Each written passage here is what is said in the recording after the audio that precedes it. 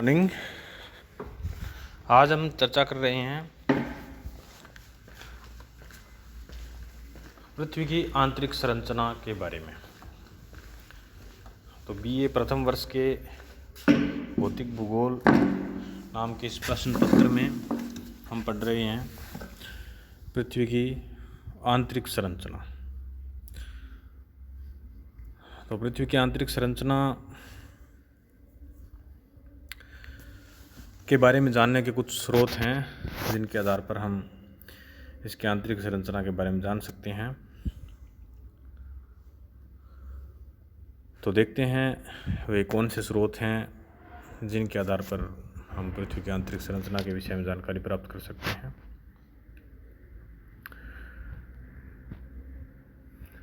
वैसे इस संबंध में अभी तक विश्वसनीय जानकारी का अभाव है, हमारे पास इस बारे में विश्वसनीय जानकारी नहीं है, लेकिन फिर भी भूकंप विज्ञान से इसके विषय में काफ़ी कुछ विश्वसनीय जानकारी मिलती है। और पृथ्वी की आंतरिक संरचना के बारे में जानने के हम 3 प्रकार के स्रोतों की चर्चा करेंगे, जिसमें सबसे पहले हम देख रहे हैं अप्राकृतिक साधन या अप्राकृतिक स्रोत।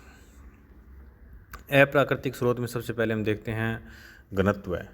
तो घनत्व का मतलब है कि प्रति इकाई आयतन में मौजूद वजन को हम घनत्व के नाम से जानते हैं। तो पृथ्वी की अगर औसत घनत्व की बात करें तो यह लगभग 2.7 के आसपास है, जबकि ऊपरी जो परत है उसका घनत्व 2.7 से पृथ्वी का औसत घनत्व जो है वो लगभग 5 के लगभग है, और ऊपरी घनत्व जो है वो 2.7, ऊपरी चट्टानों का घनत्व 2.7 है। तो इसका मतलब ये हुआ कि अंतरतम की जो चट्टानें हैं, जो गहराई में स्थित चट्टानें हैं, उनका घनत्व अधिक होगा क्योंकि तभी औसत घनत्व 5.5 होगा। तो इस प्रकार से इससे सीधा साधा निष्कर्ष निकलता है कि गहराई में जाने पर घनत्व बढ़ता होगा, तभी कुल घनत्व 5.5 हो जाएगा। दूसरा देखते हैं दबाव। दबाव का मतलब कि ऊपरी चट्टानों का भार नीचे स्थित चट्टानों पर पड़ता है, जिसकी वजह से चट्टानों का जो दबाव है वो बढ़ जाता है। तो पहले ये विश्वास किया गया या ऐसा सोचा गया कि ऊपरी चट्टानों के बढ़ते दबाव के कारण गहराई में स्थित चट्टानों का घनत्व अधिक होगा, परंतु बाद में निष्कर्ष निकाला गया कि चट्टान की संपीड़ित होने की एक क्षमता होती है और उस सीमा तक ही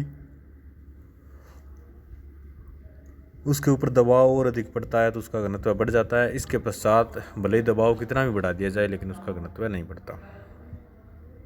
तो यानी यह बात भी निराधार हो गई कि नीचे के चट्टानों का अधिक घनत्व ऊपरी चट्टानों के बढ़ते वजन के कारण या बढ़ते दबाव के कारण है, यह बात भी इसका भी कोई आधार नहीं रहा। तो कुल मिला के बात ये हुई कि आंतरिक भाग स्वयं भारी पदार्थ से बना हुआ है, तभी उसका घनत्व अधिक पाया जाता है। इसके पश्चात है तापमान। तो तापमान में देखिए, पृथ्वी के आंतरिक भाग में जाने पर प्रति 32 मीटर पर जाने पर 1 डिग्री सेंटीग्रेड तापमान बढ़ जाता है, परंतु यदि इसी दर से आकलन करें तो 40 किलोमीटर की गहराई पर तापमान 1000 डिग्री सेंटीग्रेड से अधिक हो जाएगा, और अधिक गहराई में जाने पर तापमान जो है वो बहुत अधिक बढ़ जाएगा। तो अगर इसी दर से तापमान बढ़ता है तो तापमान इतना अधिक हो जाएगा कि हम इतने अधिक तापमान पर किसी वस्तु के ठोस अवस्था में होने की कल्पना नहीं कर सकते। तो पृथ्वी का आंतरिक भाग द्रव अवस्था में आ जाएगा, लेकिन वास्तव में पृथ्वी एक ठोस पिंड की भांति चक्कर लगा रही है, तो हम इसको द्रव अवस्था में नहीं मान सकते। तो इस प्रकार तापमान के जो आंतरिक भाग में जाने पर बढ़ने की दर है वो परिवर्तित हो जाती है, यानी गहराई में जाने पर तापमान के बढ़ने की दर है वो कुछ मंद हो जाती है, जो कि ऊपरी चट्टानों में अधिक रेडियो सक्रिय पदार्थों की वजह से भी हो सकता है। तो इस प्रकार से गहराई में जाने पर तापमान की दर जो है वो विभिन्न स्थानों पर भिन्न भिन्न भी हो सकती है। विवर्तनिक रूप से जो सक्रिय क्षेत्र है वहाँ पे इसकी दर अधिक हो सकती है, दूसरे क्षेत्रों में इसकी दर कम हो सकती है। तो इस प्रकार से हम इसके बारे में तापमान के बारे में क्या निष्कर्ष निकलता है ये हम आगे जब इसके आंतरिक भाग का संरचना देखेंगे, उसके बाद हम इसके बारे में चर्चा करेंगे। अभी ये जो डायग्राम दिखाया हुआ है इसमें स्वेस के अनुसार पृथ्वी की आंतरिक संरचना जो है वो बताई हुई है। 3 परतें बताई है स्वेस महोदय ने, सियाल, सीमा और निफे। इनकी भिन्न भिन्न विशेषताएं बताई है, घनत्व वगैरह, गहराई, जिसके बारे में हम आगे देखेंगे।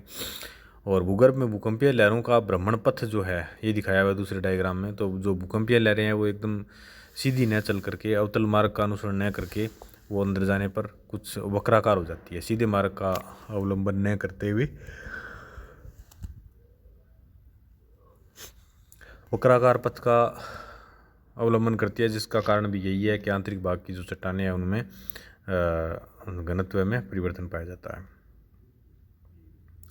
इसके पश्चात देखिए जो डायग्राम दिखाया हुआ है इसमें केल्विन महोदय ने इसके बारे में बताया है कि बुलेन महोदय ने इसके बारे में ये बताया, डायग्राम बना के, डायग्राम के माध्यम से समझाया है कि किस प्रकार से पृथ्वी में जो एस, पी और एस तरंगें जो है भूकंपीय है वो परिवर्तित होती है, जिसकी वजह से आंतरिक संरचना का हमें आभास होता है, किस प्रकार से आंतरिक संरचना भी परिवर्तित होती है। तो आंतरिक भाग में तापमान की स्थिति के बारे में कुछ बातें कही गई है, जिसमें से है कि यदि गहराई के साथ तापमान की सामान्य वृद्धि दर का आंकलन किया जाए तो 2900 किलोमीटर की गहराई पर तापमान 25,000 डिग्री सेंटीग्रेड के लगभग होगा, परंतु ऐसी स्थिति में पृथ्वी का अधिकांश भाग पिघल गया होता, परंतु ऐसा नहीं है। अतः इससे निष्कर्ष सामने आता है कि अधिकांश रेडियोएक्टिव जो तत्व हैं वो धरातल की ऊपरी सतहों में हैं। अतः गहराई के साथ में तापमान की वृद्धि दर घटती जाती है। पृथ्वी का आंतरिक तापमान संबंधी निम्न तथ्य हैं। नंबर 1 दुर्बलता मंडल आंशिक रूप से द्रवित या गलित है।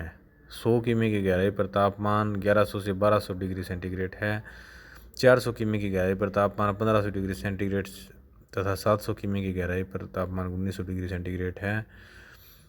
मेंटल तथा बाह्य गलित अंतरतम की सीमा अर्थात 2900 किमी की गहराई पर तापमान 3700 डिग्री सेंटीग्रेड का अनुमान है, और बाह्य गलित अंतरतम तथा ठोस आंतरिक अंतरतम की सीमा अर्थात 5100 किमी की गहराई पर तापमान 4300 डिग्री सेंटीग्रेड है। पृथ्वी के आंतरिक भाग में ऊष्मा का जनन मुख्य रूप से रेडियो सक्रिय पदार्थों तथा गुरुत्व बल के तापीय ऊर्जा में परिवर्तन से होता है। पृथ्वी की सतह पर 2 स्रोतों से ऊष्मा पहुंचती है, पृथ्वी के आंतरिक भाग से तथा सूर्य से। अंततः दोनों स्रोतों से प्राप्त ऊष्मा का पृथ्वी की सतह से अंतरिक्ष में विकीर्ण हो जाता है। सूर्य से प्राप्त ऊर्जा से पृथ्वी पर वायुमंडल तथा जलमंडल का संचालन होता है, जिससे अनाच्छादनात्मक प्रक्रमों का जन्म होता है, जबकि पृथ्वी की आंतरिक ऊष्मा द्वारा भूतल पर रचनात्मक कार्य, पर्वत, पठार, ज्वालामुखी, भूकंप होते हैं। उसके बाद में पृथ्वी की उत्पत्ति से संबंधित सिद्धांतों के साक्ष्य के द्वारा हम देखते हैं कि इसकी आंतरिक संरचना किस प्रकार की होनी चाहिए। तो पृथ्वी की उत्पत्ति से संबंधित सिद्धांतों से भी पृथ्वी की आंतरिक संरचना पर प्रकाश पड़ता है। जैसे ग्राणु परिकल्पना के अनुसार पृथ्वी ठोस ग्राणुओं से बनी है, परिणामतः यह अंदर से ठोस है। और निहारिका परिकल्पना के अनुसार यह वायव्य राशि है। ज्वारीय परिकल्पना के अनुसार इसका अंतरतम तरलावस्था में है। तो इस प्रकार से यानी भिन्न भिन्न परिकल्पनाएं जो बताई गई है पृथ्वी की उत्पत्ति से संबंधित, उनमें भिन्न भिन्न प्रकार के मत व्यक्त किए गए हैं कि पृथ्वी का अंतरतम किस प्रकार का होगा। अब नंबर 3 है भूकंप विज्ञान के साक्ष्य। देखिए भूकंप विज्ञान ही एकमात्र ऐसा स्रोत है जिससे हमें पृथ्वी की आंतरिक संरचना के बारे में बहुत कुछ हद तक विश्वसनीय जानकारी प्राप्त होती है। तो इसके बारे में हम देखते हैं। भूकंप विज्ञान एक ऐसा साधन है जिसके अनुसार पृथ्वी के अंतरतम का वास्तविक पता प्रत्यक्ष चलता है। जहाँ से भूकंप का प्रारंभ होता है उसे भूकंप मूल या फोकस कहते हैं। जहाँ भूकंपीय लहरों का सर्वप्रथम अनुभव किया जाता है उसे भूकंप केंद्र या एपिसेंटर कहते हैं।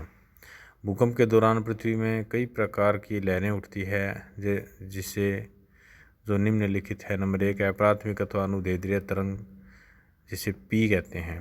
यह ध्वनि की लहर के समान होती है तथा इनमें कणों की गति लहर की रेखा के सीधे में होती है। यह सर्वाधिक वेगवान लहर होती है। देखिए जब भूकंप आता है तो 3 प्रकार की लहरें चलती है। पहली है पी वेव्स। तो पी तरंग का यह सिद्धांत होता है कि यह ठोस पदार्थ में बहुत तेज़ गति से चलती है और तरल पदार्थ में से भी चलती है, लेकिन तरल पदार्थ में जाने पर इसकी गति कम हो जाती है। तो पी लहर जो है वो सर्वाधिक वेगवान होती है, ये लगभग 13 किलोमीटर प्रति सेकंड की गति से बढ़ती है और तरल पदार्थ में जाने पर इसकी गति कम हो जाती है। दूसरी लहर होती है एस, जिसको बाडी तरंग भी के नाम से भी जानते हैं, सेकेंडरी वेव्स के नाम से इसको हम पुकारते हैं। तो ये जो दूसरी तरंग है इसकी गति पी की तुलना में कम होती है और ये द्रव पदार्थ में जाते ही लुप्त हो जाती है, यानी मेल्टिंग पोजीशन में जहाँ भी पृथ्वी मिलती है वहाँ ये लुप्त हो जाती है, जबकि पी तरंग लुप्त नहीं होती थी।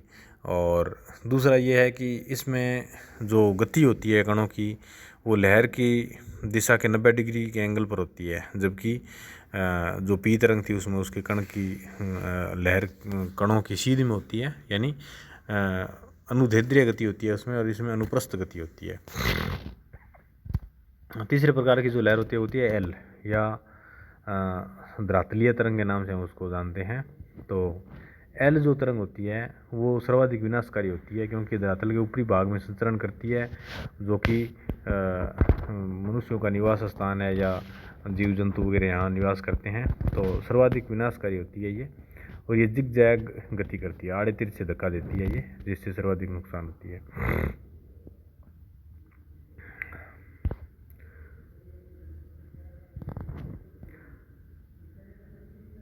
तो ये जो तरंगे हैं इनके भ्रमण पथ के आधार पर हम ये अंदाज़ा कर सकते हैं कि पृथ्वी की जो आंतरिक संरचना है वो किस प्रकार की होगी, और इनका भ्रमण पथ पृथ्वी के आंतरिक भाग में जाने पर जैसे जैसे ही तरंगों की संरचना चेंज होती जाती है, इसकी पृथ्वी की संरचना चेंज होती है, घनत्व में परिवर्तन आता है, वैसे वैसे ही इनकी गति में परिवर्तन आता है, और ये उसी हिसाब से ये गति करती है, जिससे हम अनुमान लगा सकते हैं कि पृथ्वी के आंतरिक भाग में जाने पर भिन्न भिन्न प्रकार की परतें पाई जाती है। इन तरंगों की गति तथा भ्रमण पथ के आधार पर पृथ्वी के आंतरिक भाग का अनुमान लगाया जा सकता है। ये लहरें ठोस भाग में से जाती है तथा एक ही प्रकार के माध्यम में समान गति का अवलंबन करती है। यदि पृथ्वी की अंततम एक ही परत की बनी होती तो ये लहरें एक ही गति से चलती तथा ये पृथ्वी को कोर तक पहुंच जाती, परंतु भूकंप केंद्र पर इन लहरों के अंकन से ज्ञात होता है कि ये लहरें एक सीधी रेखा में न जाकर के वक्राकार मार्ग का अवलंबन करती है। तो ये वक्राकार मार्ग में चलती है, इसका मतलब ये है कि पृथ्वी के आंतरिक भाग में जाने पर भिन्न भिन्न प्रकार की परतें पाई जाती है और भिन्न भिन्न परतों की वजह से ही ये वक्राकार मार्ग का अवलंबन करती है। अब इसमें देखिए, जैसे ये जो डायग्राम दिखाया हुआ है इसमें भूकंपीय लहरों का अंकन जो है वो ग्राफ के माध्यम से दिखाया हुआ है, जिसमें पी में ये प्रारंभिक कंपन जो है वो होता है, इसमें इक्के दुक्के झटके लगते हैं, और उसके बाद में जो है वो दूसरा